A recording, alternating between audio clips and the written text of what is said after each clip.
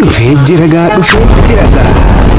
Juntaan mataan daranii waggaan gara ji'aatti jijjiiramuudhaan ji'nis gara torbaanii jijjiiramuudhaan torbaanis gara guyyaatti guyyaanis gara sa'aatiitti sa'aatillee gara daqiiqaatti daqiiqaan gara sakandii jijjiiramuudhaan guyyaan namuu hawwiin eegaa ture guyyaan hundi keenyaa hawwiin eegaa turre kunoo dhufee jira guyyaan sanis kunoo kana assalaamu alaykum wa rahmatullaahi wa barakaatuhu kabajamtoota jaalatamtoota ustaazotaa fi akkasumas barattoota markazoota adda addaa keessatti argamtan cufti keessanuu salaamanni keenya kan kabajaa fi jaalala kan onni irraa burqee bakka isin jirtanitti lagaa gaara qaxxaamuruudhaan qilleensa shabakaa ja'amu yaabbachuudhaan imoo zuum waastaappi feesbuuka keessa qaxxaamuruudhaan bakka isin jirtani gurra keessan isin haabuu isiniin janna egaa barattoota akkasumas urjiiwwan dachee kan tahan kan jireenya ofirraa jijjiiruudhaaf biyyaa bahanii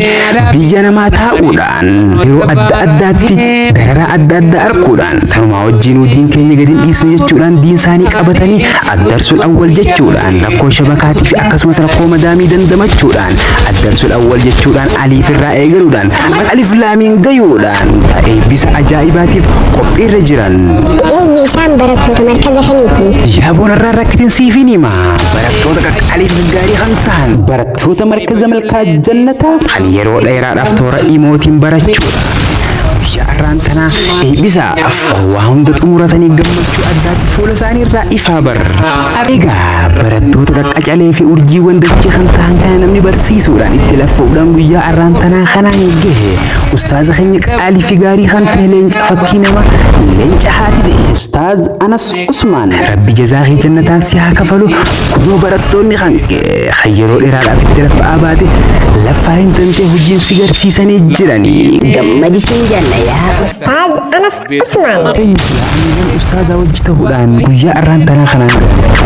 amiiraan ustaazaa wajji ta'uudhaan ustaaza gargaaruudhaan lafee duudaa markazaa ta'uudhaan yeroo ustaaza shabakaan baase bakka isaa bu'uudhaan ijoollee qaraa isanii guyyaa arraan tanaa kanaan amiirri takkaffaan Hawwii Ibraahiim amiirri lammaffaan immoo Arsittiidha amiirri sadaffaan immoo Faaxumaa Rashiid akkasumas horiiwwan amiirotaa wajji ta'uudhaan markaza tajaajiluudhaan asiin gahan Aaliyaa fi Jannatiidha.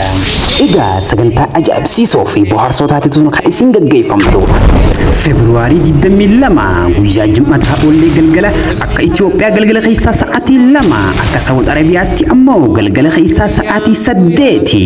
akka Dubaatti ammoo galgala keessaa sa'aatii 9 irraa eegalti.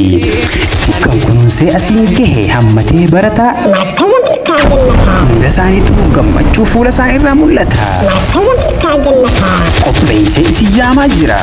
sagantaa hawwataa markaza malkaa jannataa jaasan namni achirratti argamus ulamaa'ii fi hajjoota markaza malkaa jannataa eenyutu dhufee daawwata eenyu qoodarraa fudhata markaza malkaa jannataa dikeessanuu hin hafamu hin hafina wal arkaan teenya markaza malkaa jannataa markaza malkaa jannataa markaza malkaa jannataa markaza malkaa jannataa.